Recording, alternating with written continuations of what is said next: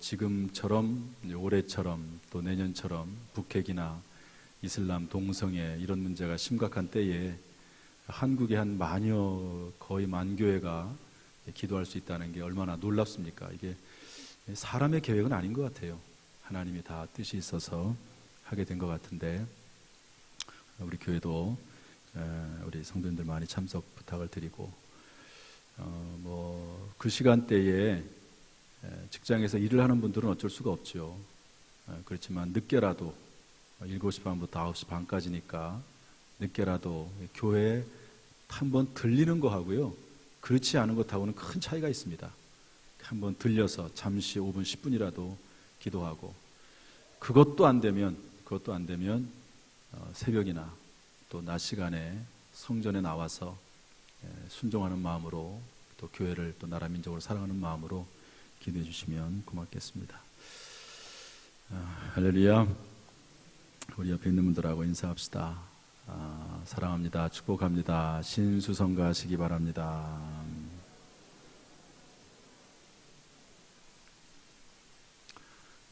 오늘 제목은 잘되는 가정의 비결, 이렇게 정해봤습니다. 한번 따라서 하시죠. 잘되는 가정의 비결. 명절이 되면 온 가족이 모입니다. 이번엔 제가 이제 교회에서 새벽 설교를 인도한다 그랬기 때문에 조금 오가기도 좀 불편하고요. 그리고 또 아직 저희 교회에 또 저희 집에 안 와본 형제들이 좀 있어서 올해는 저희 집에 다 모이거든요. 처가댁도 다 우리 집으로 오고, 우리 본댁도 우리 집으로 다 와서 같이 거하게 됩니다. 저희는 6남매인데요. 6남매인데 가지가 많은 나무 바람 잘 날었다고요. 제가 보니까 저희 부모님이 6남매 키우면서 참 많이 고생하셨다, 이런 생각이 듭니다. 그런데 보면은 어느 집이나 다 마찬가지일 겁니다. 잘 되는 가정이 있고 또 그렇지 않은 가정이 있습니다. 다 잘 됐으면 좋겠지만 그럴 수도 있고 그렇지 않을 수도 있는데, 오늘 제가 본문의 말씀을 통해서 전하고 싶은 내용은 반드시 잘 되는 가정의 비결은 뭘까, 또 결국에는 잘 되는 가정의 비결이 뭘까 하는 것을 살아계신 하나님의 말씀에 근거해서 오늘 알아보려고 합니다. 따라서 합시다. 반드시 잘 되는 가정, 결국에는 잘 되는 가정.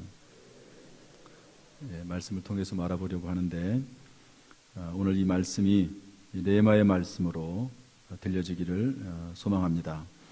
이번 추석을 기점으로 반드시 잘 되는 가정, 결국에는 잘 되는 가정의 길에 들어서게 되기를 주님의 이름으로 축복합니다. 두 가지만 딱 나눠보려고 합니다.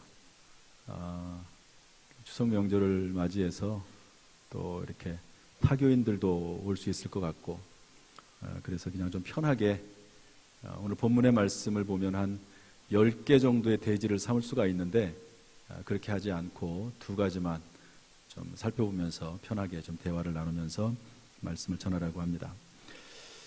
첫 번째, 어떤 가정이 결국 잘 되고 반드시 잘 되는가? 부모에게 순종하고 공경하는 가정이 잘 됩니다. 한번 따라서 하시죠. 부모에게 순종하고 공경하는 가정은 잘 된다. 우리 1절부터 3절 말씀 한번 읽어보겠습니다. 다시 읽어보죠. 시작. 자녀들아, 주 안에서 너희 부모에게 순종하라. 이것이 옳으니라. 내 아버지와 어머니를 공경하라. 이것은 약속이 있는 첫 계명이니 이로써 내가 잘되고 땅에서 장수하리라. 여기 보면 부모에게 순종하라, 공경하라 이렇게 되어 있는데, 그러면 어떻게 된다고 그랬죠? 잘되고 장수한다 그랬습니다. 잘되고 장수한다. 그런데 단 조건이 있습니다. 주 안에서. 하나님을 섬기지 말라 하는 그런 부모의 말에 순종할 수는 없죠. 살인하라, 도둑질해라 그런 말에 순종할 수는 없죠. 왜? 아버지, 어머니보다도 더 높으신 아버지와 어머니의 아버지, 영적 아버지 되시는 하나님께 부모님도 순종해야 되기 때문에 그렇습니다. 그래서 이런 조건을 제외하고는 부모님에게 순종하고 공경하는 가정이 잘 됩니다.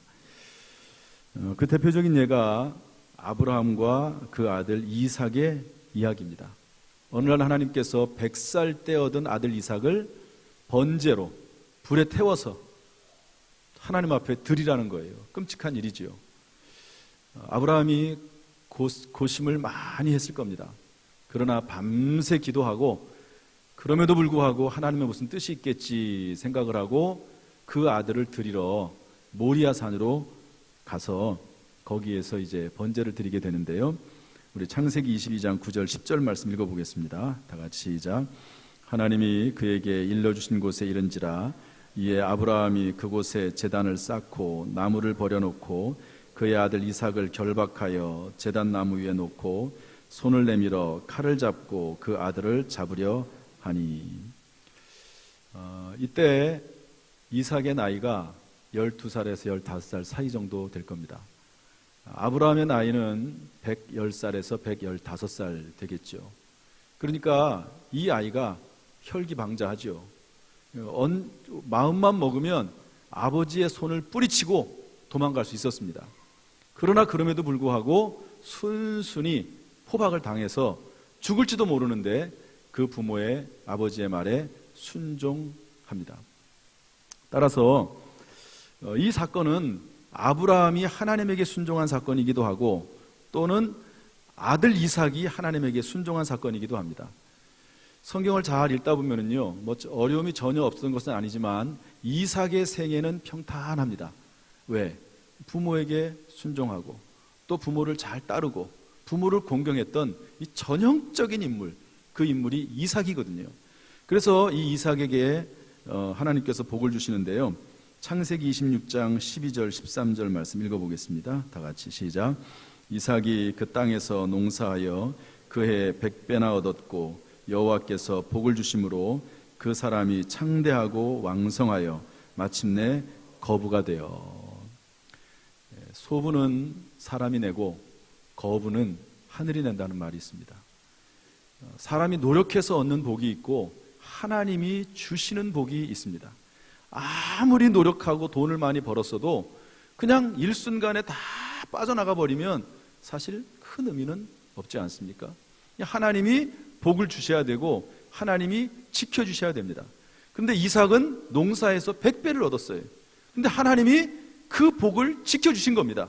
하나님이 복을 주심으로 그 사람이 창대하고 할렐루야 왕성하고 마침내 거부가 됐다고 성경은 기록을 하고 있습니다. 여러분, 부모를 공경함으로 주시는 하나님의 복이 있기를 주님의 이름으로 축복합니다. 제가 가끔 강남 금식기도원에 가는데요, 거기 원장님이 김성광 목사님이십니다. 이 김성광 목사님의 어머니는 최자실 목사님, 조용기 목사님의 장모 되시죠. 참 훌륭하신 분입니다. 평생 전도하고 평생 기도했던, 그리고 교회의 기초를 쌓았던, 지금의 여의도 순복음교회 기초를 쌓았던 분이 최자실 목사님이십니다. 그런데 이 김성광 목사님이, 그러니까 아들이죠, 어렸을 때 이 최자실 목사님이 이렇게 얘기했다고 그래요. 좋은 성경 구절이 있으니까 함께 읽어보자. 그래서 성경 구절을 어머니 최자실 목사님과 함께 읽게 됐답니다. 그런데 이것이 평생에 이 김성광 목사님에게는 은혜가 됐고 충격이 됐고 가슴에 남는 말씀이 됐다는 거예요. 우리가 성경 말씀을 들으면 어떤 분들은요, 아예 처음부터 거부하는 사람도 있습니다. 그런데 어떤 분들은 성경 말씀을 듣는데 그냥 듣고 나서 그냥 흘려보내는 사람이 있어요. 한 귀로 왔다가 아주 시원스럽게 잘 빠져나가요. 아무런 의미가 없죠. 물론 이제 콩나물처럼 그나마도 좀 남아있을 거라고 생각은 됩니다. 그런데 김성광 목사님에게는 그때 어머니가 읽어주셨던 그 말씀이 평생에 남은 거예요. 그 말씀이 뭐냐? 한번 읽어보겠습니다. 잠언서 30장 17절 말씀인데 다 같이 읽습니다. 시작. 아비를 조롱하며 어미 순종하기를 싫어하는 자의 눈은 골짜기에 까마귀에게 쪼이고 독수리 새끼에게 먹히리라. 아비를 조롱한다. 어렸을 때는요, 아버지가 존경스럽기도 해요. 아버지가 힘도 세고 많이 아는 것 같은데, 그런데 아버지가 나이 들고 그러면은요, 어느 순간부터 아버지를 무시합니다. 그러지 말라는 거죠. 어머니에게 순종하기를 싫어해요. 어렸을 때는 어머니가 잔소리해도 그러부터 따랐는데요, 어느 순간부터 엄마를 무시하고 어머니를 싫어하고 말을 듣기를, 그럴 수 있다는 겁니다. 뭐 이런 일 많이 있죠. 있을 수 있습니다. 그런데 성경은 아주 엄격합니다. 뭐라고 되어 있습니까? 눈은 골짜기에 쪼이고 까마귀에게 쪼이고 독수리 새끼에게 먹히리라. 이 말을 한마디로 말하면 너 죽어, 이런 말이에요. 너 부모에게 함부로 하고 부모님을 공경하지 않고 부모님을 업신여기면 너 죽어. 까불지 마. 하나님께서 그렇게 말씀하시는 겁니다. 여러분, 부모를 공경하면 하나님이 주시는 신수성가의 복이 있는 줄로 믿습니다. 우리가 마땅히 순종하고 공경해야 될 대상이 있습니다. 부모, 다 영적 권위죠. 하나님에게 그 영적 권위에 순종하고 영적 지도자의 권위에 순종하고 또 부모의 권위에 순종하고 공경하는 겁니다. 공경. 순종을 넘어서 공경해 드리는 거예요. 그러면 하나님의 복을 주시고, 그렇지 않으면 여기 뭐라고 되어 있습니까? 너 죽어. 그렇게 말씀하시는 거예요. 그러므로 여러분, 부모에게 순종하고 공경하는 가정이 되므로 하나님께 복을 받는 가정, 성경 말씀 그대로 복을 받는 가정 되기를 주님의 이름으로 축원합니다. 이전에 제가 했던 예화예요. 100번이라도 반복하고 싶은 예화입니다. 어떤 임금님이 행차를 했습니다. 그러니까 임금님을 보려고 다 거리로 뛰쳐나왔어요. 그 가운데 늙은 어머니를 등에 업고 나온 한 젊은 청년이 있었습니다. 왜 그러냐 그랬더니 땀을 뻘뻘 흘리면서 오니까 어머니가 임금님을 보고 싶다고 해서 제가 어머니를 등에 업고 이렇게 왔습니다. 임금님이 보니까 너무 훌륭한 거예요. 그래서 칭찬하고 상을 줬습니다. 다음 마을로 또 이제 갔지요. 그런데 거기에 보니까요, 뭐 대부분의 마을 사람들이 전부 다 자기 어머니를 지게에다 지고 나온 거예요. 그래가지고 왕이 보기에 이 동네에는 효자가 많구나. 그래서 다 상을 주라고 그랬습니다. 그랬더니 그 옆에 있던 신하가 하는 말이, 임금님, 여기는요 전에의 마을에서 다 상을 줬기 때문에 상 받으려고 하는 거지 진짜 효자는 아닌 것 같아요. 그랬습니다. 그랬더니 임금님이 하는 말이, 나도 안다.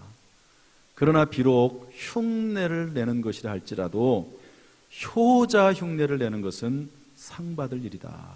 그러므로 다 상을 줘라 했다는 이야기가 있습니다. 효자 좋은 것은요 흉내라도 내야죠. 성경에도 있는 말씀입니다.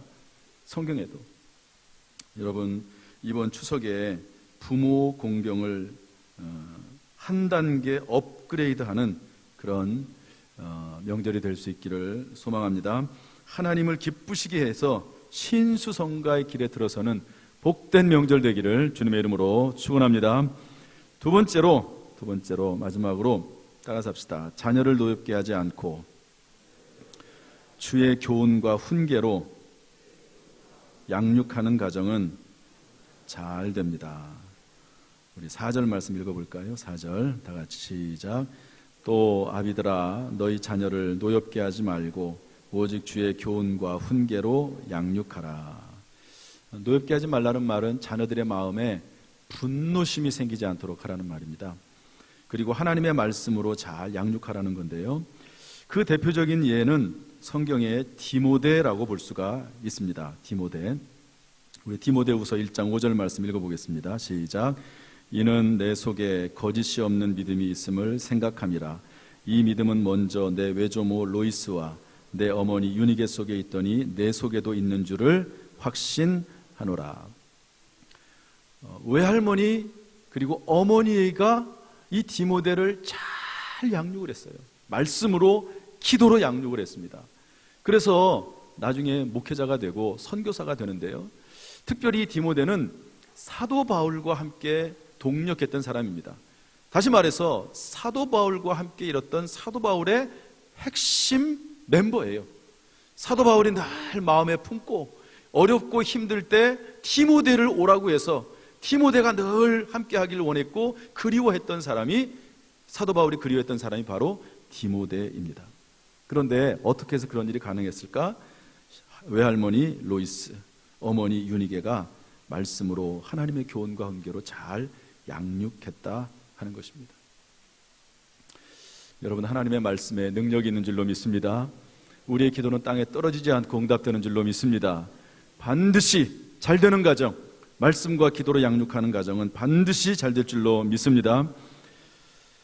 원동현 박사님 이야기를 좀 하겠습니다.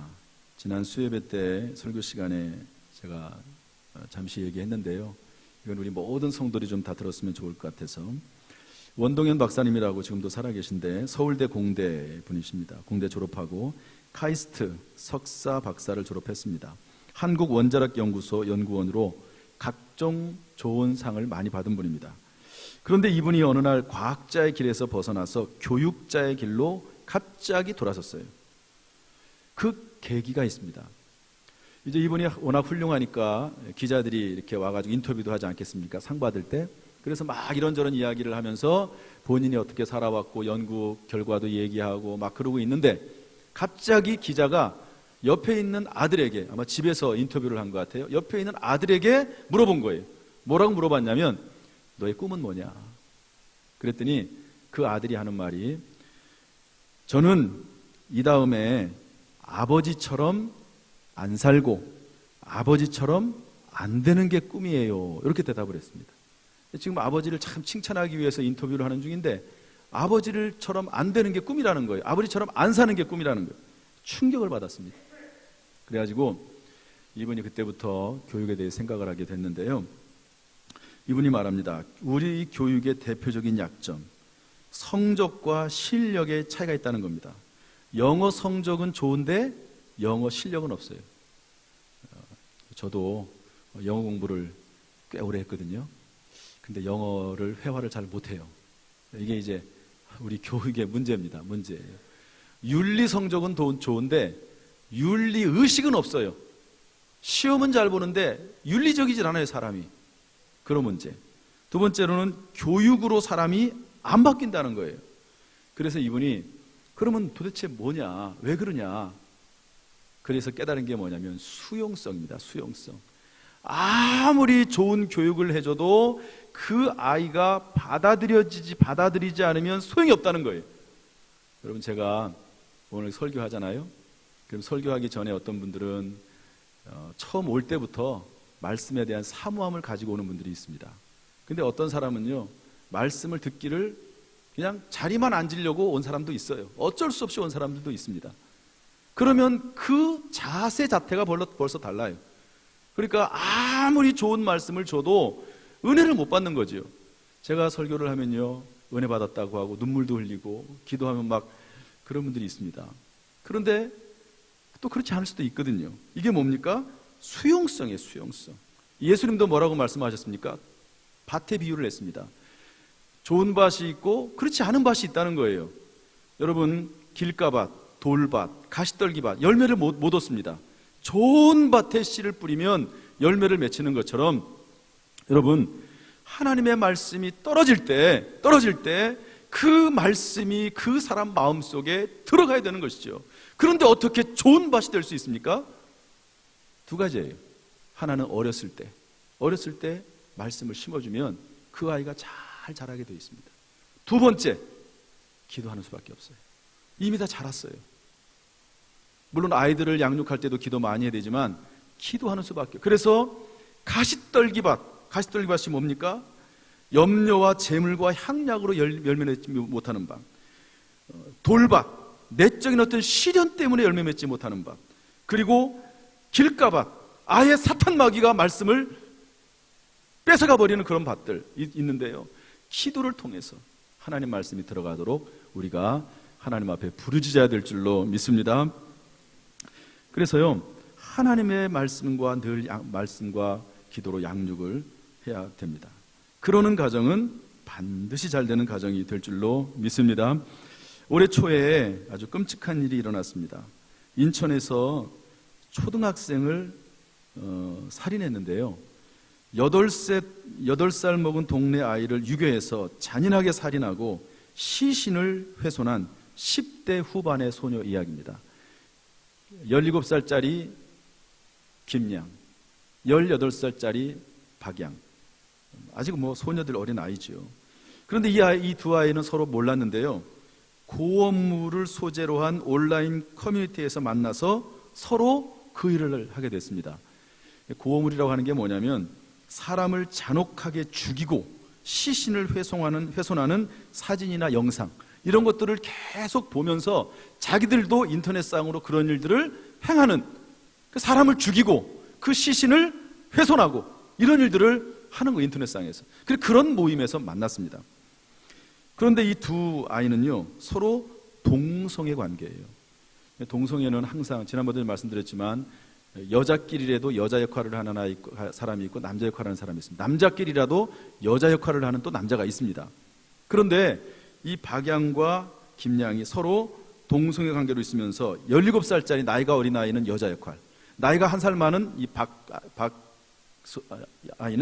이 아이는 남자 역할을 했습니다. 그래서 주로 남자아이가 지시하는 역할을 하고 여자아이는 수동적으로 따르는 역할을 했어요. 그런 중에 17살 먹은 이 아이가 실제로 그 고어물을 보고 하는 대로 사람을 죽이고 아이를 유괴에다가 죽이고 그리고 시신을 훼손했습니다. 그리고 나서요, 새끼손가락을 자르고 그리고 팔을 자르고 허벅지 살을 베어내가지고 18살 먹은 그 아이에게 줬습니다. 실제로 일어난 일이에요. 지금 이런 일들이 한국 사회에 일어나고 있습니다. 왜 그럴까? 물론 이 아이들에게 문제가 있을 수도 있겠지요. 그러나 지금 현대 사회가 그런 식으로 흘러가고 있다는 겁니다. 아이들끼리 어울리지 못하고 인터넷에 중독되어 있어서 홀로 남아있는 아이들이 많다는 거예요. 인터넷 게임 중독의 문제인데요. 어떤 한 초등학생이 컴퓨터 게임을 하다가 동생을 죽였습니다. 왜? 가상세계에서 게임을 즐기다가 현실에서 한번 해보고 싶었어요. 그래서 죽였습니다. 그냥 동생을. 게임에 중독된 중3짜리 아이가 컴퓨터 게임을 못하게 하는 어머니를 살해하고 자신도 목숨을 끊었습니다. 2001년도에는 폭력성이 강한 인터넷 게임에 중독된 중학생 14살짜리가 자기 동생 10살짜리 초등학생을 죽였습니다. 게임에 등장하는 도끼, 게임마다 별별 무기들이 많거든요. 도끼를 사가지고 게임에 나온 그대로 도끼로 쳐서 죽였습니다. 어떤 상담 기록에 보니까요, 22살 먹은 아들이 매일 잠만 잡니다. 깨어있는 시간은 인터넷과 스마트폰만 만지작거립니다. 밥도 안 먹고 군것질만 합니다. 온 집안이 과자 봉지로 뒤덮여 있습니다. 운동을 안 해요. 살이 디룩디룩 찝니다. 게으름을 뛰어넘어서 무기력증으로 바뀝니다. 이런 일들이 지금 우리 주변에 많이 있습니다. 리셋 증후군이라는 게 있는데요. 컴퓨터나 게임이 잘 안 될 때 그냥 전원을 꺼버리는 거예요. 여러분 그러지 않습니까? 컴퓨터 하다가 잘 안 되면요, 꺼버려요, 그냥. 그러는 것처럼 아이들이 어떤 현상이 생기냐면 죄를 짓고도 그럴 수 있다고 생각하는 거예요. 죄 짓다가 말면 되지 뭐. 죄에 대한 의식이 전혀 없는 거예요. 리셋 시켜버리는 겁니다. 이게 오늘날 아주 심각한 문제입니다. 여러분 인터넷, 여러분 게임 보는 아이들 부모들이 막 주지 않습니까? 조심해야 돼요. 정말 조심해야 돼요. 아마 지금 좋은 프로그램이니까 그럴 수 있지만요, 그런 게임을 하다가도 그냥 꺼버리는 거예요. 그러면 어떤 죄를 져도 자꾸 말면 되지, 그만두지, 이런 경우가 있을 수 있다는 겁니다. 제가 여러 전문가들, 성경적 전문가들의 조언을 좀 들어봤습니다. 추석을 맞이하니까 한번 경각심을 갖자고 제가 말씀을 드리는 겁니다. 황정곤 목사님, 열린문 청소년재단 대표신데 이런 말을 했습니다. 놀이를 통한 자기 발견을 해야 된다. 자녀들을 하나님의 창조의 세계인 놀이 공간으로 끌어내야 한다. 집안에만 처박히게 하지 말고 놀이 공간을 끌어내야 된다. 또래 아이들과 함께 자연 속에서 어울리고 뒹굴게 해야 한다. 부모는 자녀들의 동등한 놀이 파트너가 돼야 된다. 이렇게 말했습니다. 여러분 이번 추석 때는 한번 부모님하고 아이들하고 한번 노는 시간을 한번 마련해 보세요. 노는 시간, 같이 어울리고 자연에 가고 움직이는 그런 시간 필요합니다. 추석 명절 때 저 멀리 해외로 간다고 욕하는 그런 분들도 가끔 있긴 하지만 그 정도는 못 되더라도 이렇게 서로 가족들끼리 함께 모여서 남녀노소가 어울릴 수 있다고 하는 것은요, 상당히 그 정서적인 면에서 좋은 일입니다. 두 번째로 임윤택 목사님, 둥지 청소년 회복센터장인데요. 이분은 오늘날 한국 교회, 한국의 가정과 학교가 이런 일들을 못한다는 거예요. 그래서 교회가 소외된 이웃이나 사회의 어떤 공동체도 받아들이기를 싫어하는 이웃을 받아들일 실력이 있어야 된다. 어린이와 청소년들의 있는 그대로를 인정하고 수용해 줘야 된다 그랬습니다. 가정과 환경의 제한으로 경험이 부족한 아이들에게 좋은 추억을 심어줘야 된다 그랬습니다. 한번 따라합시다. 좋은 추억. 좋은 추억. 이번에 우리 여름 성경학교 할 때 유초동부에서요, 마당에다가, 이 마당이 넓으니까 좋더라고요, 수영장을 큰 거를 마련해 가지고 거기서 마음껏 뛰어놀게 했습니다. 얼마나 좋은 추억입니까? 그리고 나서 그 아이들을 방으로 데리고 와서 시원하게 에어컨 틀어놓고요, 그 얼굴에다가 오이 마사지를 해줬습니다. 여러분 생각을 한번 해보십시오. 그 아이들이 뛰어놀고 얼굴이 화끈화끈해져 가지고 왔는데 이제 시원한 에어컨 밑에 선생님이 얼굴을 만져주면서 터치하면서 오이 마사지 해준다는 생각을 한번 해보세요. 얼마나 그 마음이 따뜻해지겠습니까?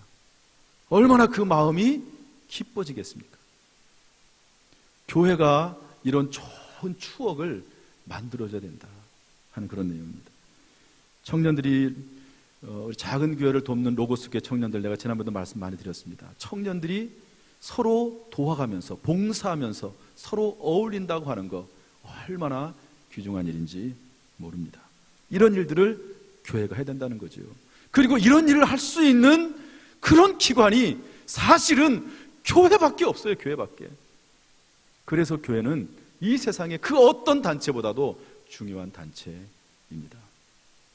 세 번째로 조규남 목사님, 행복교회 담임하시는 분인데 이분은 조금 더 영적으로 접근을 했습니다.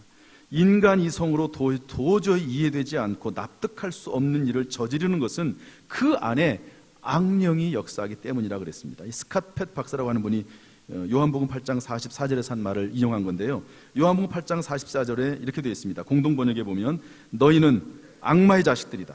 그래서 너희는 그 아비의 욕망대로 하려고 한다. 근본적으로 악한 사람, 악령에 사로잡힌 사람이 있다는 거예요. 자기는 거룩하다고 하지만 악한 영에 사로잡힌 사람이 있다는 겁니다. 따라서 우리의 자녀들이 사탄 마귀의 손에 붙들리지 않도록 부모들이 하나님의 전신갑주를 입어야 된다는 거예요.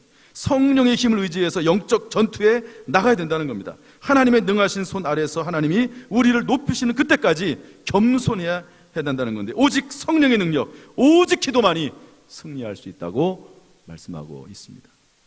여러분, 우리의 노력으로 참 어렵습니다.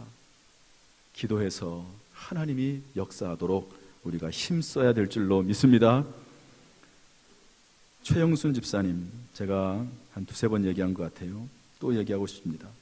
부산 사람인데요, 남편이 사업에 망했습니다. 서울로 올라왔습니다. 남편은 사업에 망해서 할 일이 없어가지고요, 술만 먹습니다. 그러다가 집을 떠났습니다. 혼자 5남매를 키우게 됐습니다. 그런데 아들은 목사로, 둘째 아들은 의사로, 큰 딸은 사모로, 둘째 딸은 대기업 상무로, 그리고 마지막 셋째 딸은 미국 이민 가서 신문사에서 일을 하게 됐습니다. 주변 사람들이 물어보죠. 그 험악하고 악한 상황에서 어떻게 그렇게 될 수 있었습니까? 그분 하는 말이, 나는 한 것이 없습니다. 그저 날마다 새벽에 나가서 이렇게 기도했습니다. 저는 남편이 없습니다. 우리 아이들은 아버지가 없습니다. 하나님이 맡아주셔서 아이들의 아버지가 되어주세요. 그리고 단지 한 일이 있다고 하면 아이들이 저녁에 돌아오면 그 아이들을 하나님께서 복 주시라고 기도했을 뿐입니다. 기도한 것밖에 없습니다. 참으로 정말로 하나님이 우리 아이들을 길러주셨습니다. 요즘 우리 아이들이 이제 대학생이고 또 하나는 또 취직을 해가지고 서울에 다 있어요. 그러니까 와도 또 제가 바빠요. 토요일 날 바쁘잖아요. 주일 바쁘잖아요. 토요일 날 주일 와도 밥 한 번 같이 못 먹습니다. 그래가지고 어제는 이 설교를 준비하면서 내가 너무 무심했다. 기도는 물론 새벽마다 하죠. 다 불렀어요. 한 11시 넘었는데 가족 다 모이라고 해가지고 예배드렸어요. 기도하고 찬송하고 주기도문하고 말씀 하나, 그거 하는데 한 5분 10분 걸리더라고요. 말씀 뭐 설교하는 게 아니고 말씀 하나 제시하고 우리 같이 읽는 거니까 한 5분 10분. 근데 얼마나 마음이 편한지. 중요한 것은 가정에, 집에서 찬송 소리가 나온다는 거, 이게 중요한 겁니다. 여러분, 찬송은 지옥문을 흔들게 하는 능력이 있는 줄로 믿습니다. 집안에서 가족들이 한 목소리로 찬송하는 거 정말 귀중한 일입니다. 사랑하는 성도 여러분, 잘 되는 가정이 되길 원하십니까? 결국에는 잘 되는 가정이 되길 원하십니까?